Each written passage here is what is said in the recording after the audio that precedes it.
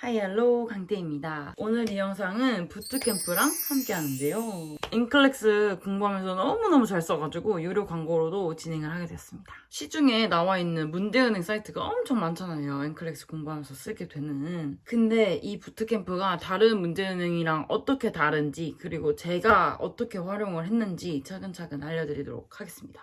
일단은 아시는 분들 아시겠지만 제가 3번이나 떨어지고 4번째 이제 겨우 NCLEX를 드디어 붙었는데요. 그래서 4번째 시험을 보면서 진짜 고민이 많았어요. 도대체 이번에는 뭘로 공부를 해야 될까? 도대체 뭐를 써서 공부를 해야 내가 붙을 수 있을까? 이런 저런 고민이 정말 많았는데요. 그러던 와중에 남자친구를 보러 사이판에 놀러 갔다가 사이판 병원 분만실에서 일하게 된 정말 갓 따끈따끈 NCLEX를 갓 패스한 간호사 친구랑 술을 마시게 된 거예요. 그때 이제 옳다구나 하고 이것저것 물어봤거든요. 근데 그 친구가 부트캠프를 추천해주는 거예요. 근데 그때까지 저는 부트캠프 완전 처음 들어봤거든요. 그게 뭐야? 했는데 그 친구가 뽑은 부트캠프의 장점도 AI.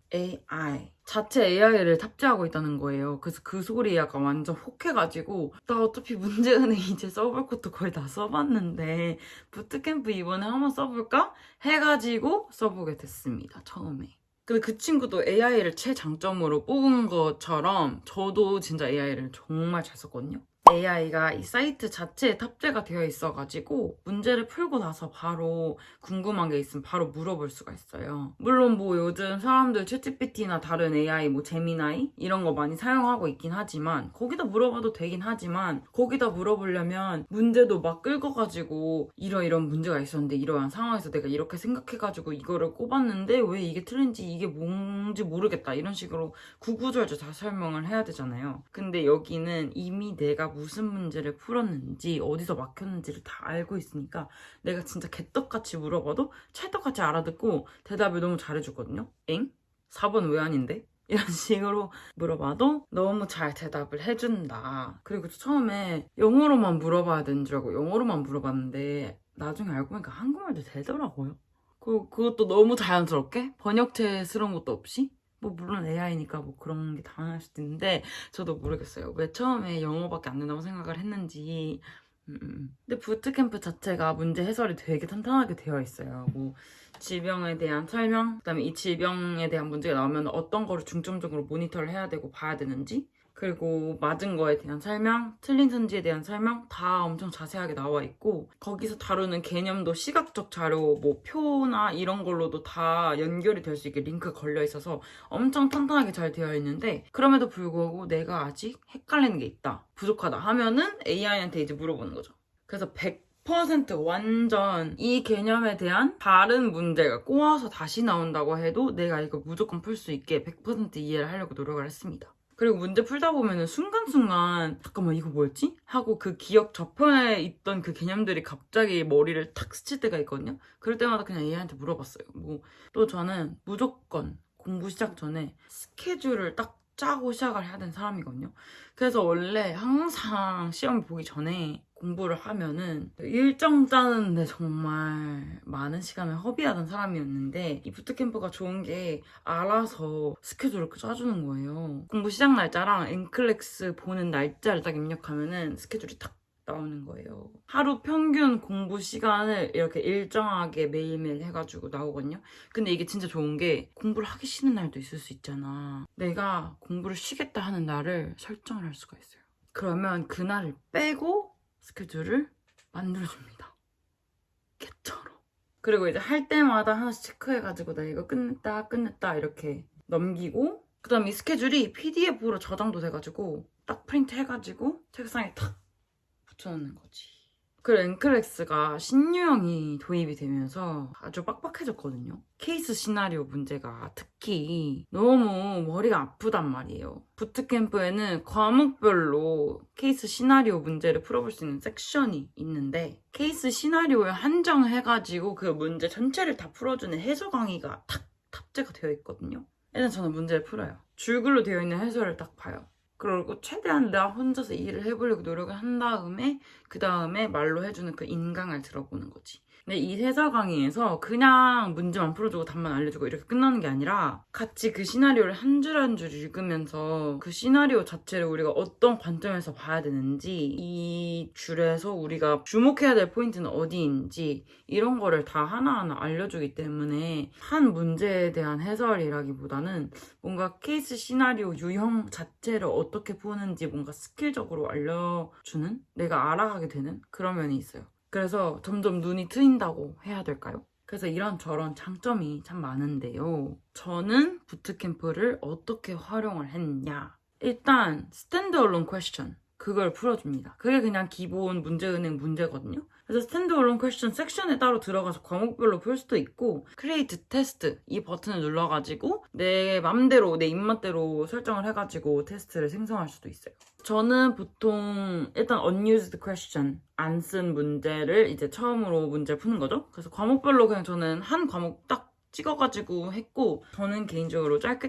끊어가는 걸 좋아해가지고 한 번에 80문제 딱 푸는 것보다는 저는 20문제씩 4번을 나눠서 푸는 이런 스타일이 좋거든요. 그래서 저는 보통 20문제씩 봤어요. 선지 하나하나를 다 분석합니다. 그리고 여기 시각자료도 다 나와있기 때문에 시각자료를 딱 클릭을 해가지고 꼭 봐요. 뭔가 헷갈리는 게 있다? 그럼 구글링을 해서 사진이나 비디오로 딱 머리에 입력을 시킵니다. 그게 줄글로 보는 거랑 차원이 달라요. 완벽하게 이해를 못했다, 아니면 뭐 헷갈리는 게 있다 하면은 AI한테 물어봐가지고 활용을 합니다. 그리고 문제를 풀다가 뭔가 이 파트 자체가 내가 좀 약한 것 같다, 이 파트를 조금 더 파야겠다, 문제 아래 연동되어 있는 치트sheet이 있어요. 요점 정리본 같은 건데 그걸 들어가서 또 열심히 봅니다. 그게 좋은 게 되게 시각적 자료가 많이 나와 있거든요. 그리고 저는 기본 문제 풀면서 중간중간에 그 신유형 담겨있는 케이스 스터디 문제도 같이 풀어줬거든요. 그건 어차피 그 한 지문에 6문제, 이 한 세트씩 이렇게 나눠서 풀 수 있기 때문에 그냥 조금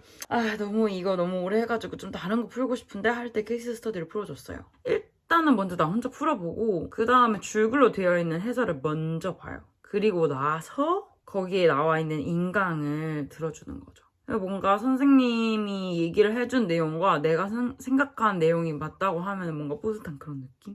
나 혼자 먼저 사고하는 힘을 기르자라고 생각을 해가지고 제가 먼저 최대한 이해를 해보려고 노력을 했습니다. 그리고 강의를 다 듣고도 이해가 안 되는 부분이 있다 하면 또 AI한테 물어봤어요. 문제를 풀다 보면은 이 아래에 태그로 분류할 수 있는 게 있는데 빨강, 노랑, 초록. 빨강은 진짜 무조건 다시 봐라. 노랑은 좀 애매한데 뭐 엔간, 초록은 나오면 무조건 마스터다.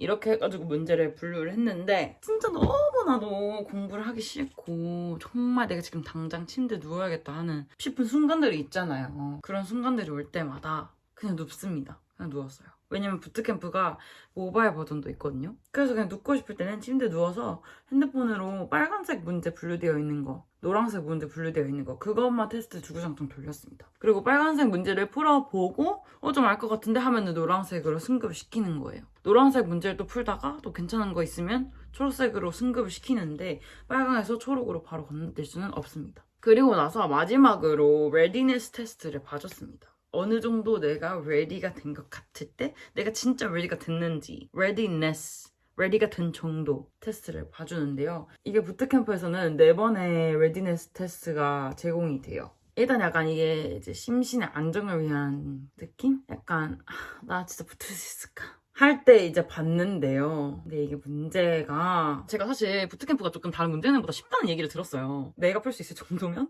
쉬운 게 아닐까? 이런 마음이 들어가지고 너무 불안한 거예요. 그리고 이제 레디니스 테스트를 3번을 풀었는데 3번이 다 그냥 하이가 나온 거예요. low, borderline, high, very high 이렇게 있는데 제가 very high가 죽어도 안 나오고 high만 3번이 나온 거예요. 그래서 어떡하지? 이게 안 그래도 쉽다고 얘기가 있는데 very high도 못 받고 high가 받으면 이거 다 떨어지는 거 아니야? 해가지고 이 부트캠프 추천해준 그 간호사한테 막 물어봤어요. 너 레디니스 테스트 혹시 very high 받은 적 있어? 이랬는데 borderline도 받은 적 있는데 very high도 받은 적 있다는 거예요. 그래가지고 어떡하지? 하고 이제 진짜 열심히 공부를 하고 NCLEX 보기 전날에 레디니스 테스트 마지막 거를 한번 봤는데 또 very high가 안 나오고 high가 나온 거예요. 근데 뭐 마지막 날인데 어떻게 내가 뭐 이 하루 안에 그 운명을 바꿀 수 있는 뭐 그게 할 수가 없잖아요. 그래서 그냥 됐다, 뭐 떨어지면 떨어지는 거지, 다시 보면 되지 이렇게 하고 봤는데 붙었다 이 말입니다.